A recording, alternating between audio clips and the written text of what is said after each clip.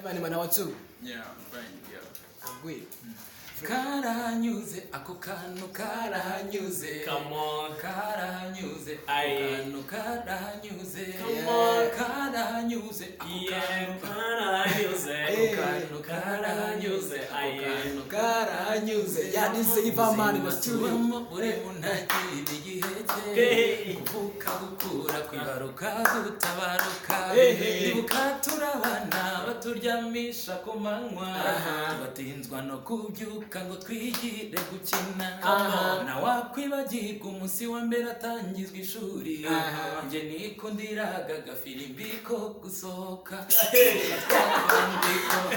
Kubo twakundaga twaturirimbo ndetse na twatubyinwa. Karahanyuze ako kantu karahanyuze. Karahanyuze. So this is Eva man in the studio.